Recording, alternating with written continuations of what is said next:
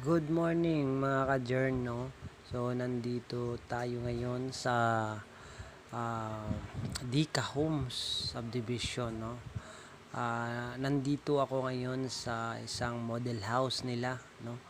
Para ipapakita ko sa inyo yung possibility na pwedeng gawin kung kayo ay makapag-decide dito sa Dika Homes, no? So bago ang lahat, please subscribe to my channel and mag-i-intro muna tayo.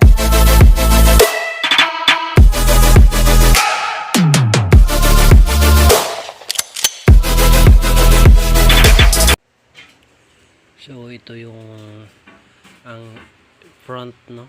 Sa front niya, so may space pa siya. Ito yung front door or main door.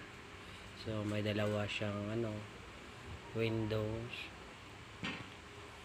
Yan po yung design ng kanilang model house. At saka so dito sa bandang gilid,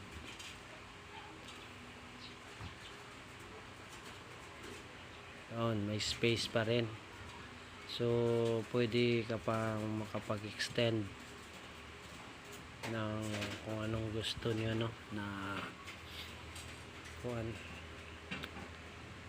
ito po yung 60 square meter lot area.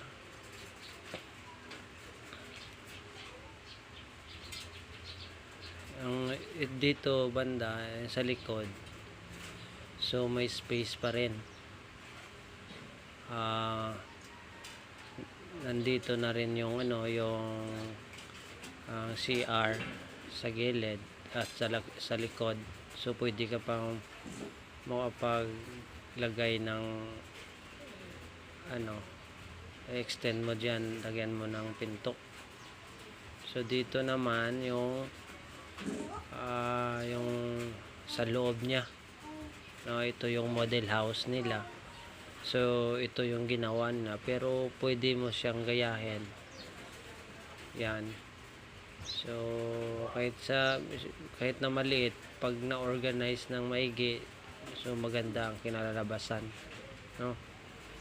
So ito yung sa loob ng bintana, sa gilid yung switch, saka may mga dekorasyon pa siya, no?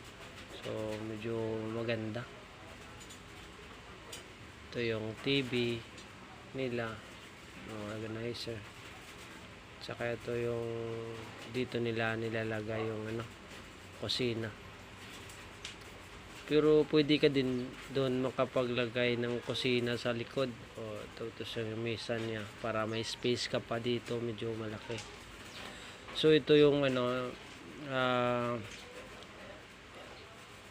isang kwarto lang yung nilagay. So bali sa loob lahat yung kusina at saka yung CR nasa likod lang. Ito yung pintuan, at ito naman yung kanilang room, no? Ito yun. So yan, maganda basta na organize, no? Saka yung niya, yung Catherine niya dalawa. Yan. Saka may double deck. Ayan. Ito naman yung sa kabila. Ito yung dalawang rooms, no? May ganon din, may space din yan sa may space pa sa front at saka sa gilid. So may pwede pa kayong gawin dyan, no? Depende sa design ninyo. So, at saka ito yung 60 square meters lot area, tapos ang floor area is 30 square meters. Ayan, no?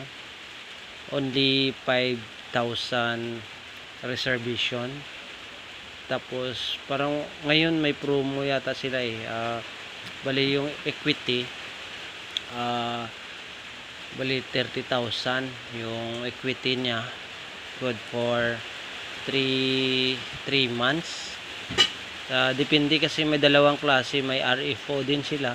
So depende sa inyo kung anong gusto. May mga may mga options man, mga terms of payment din doon. So mamili na lang kayo. So kung may mga concern kayo or gusto niyo malaman, so message niyo na lang ako sa Facebook page ko or sa Facebook account. Punta lang kayo doon, Nestor in Need. So search niyo na lang, tapos ipopost ko rin sa page ko sa Journey 1 Vlog, no? So tingnan nyo na lang, follow na lang kayo doon, saka marami pa tayong ipopost, no?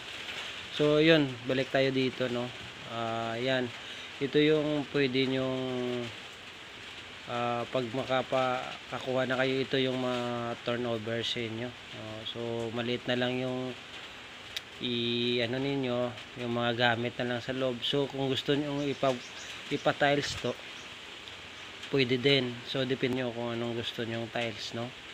So at least makagalaw na kayo, may mga lagyan nyo na lang ng ilaw, tsaka makapag-umpisa na kayo ulit, or makaumpisa na kayo lalo na sa mga bagong pamilya na karoon ng pamilya. So yan, ito yung sa labas niya, dalawang room sa loob, tapos yung kusina nasa labas. So mag-extend na lang kayo dito. Yan. Yung CR nasa labas din. So yan.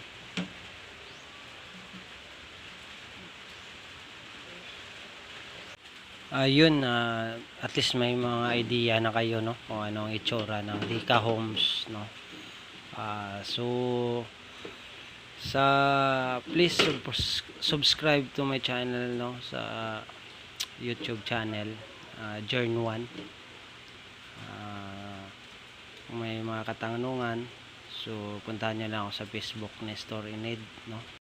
And don't forget to subscribe, click notification bell, and like, share, and God bless you all hanggang sa sunod na video.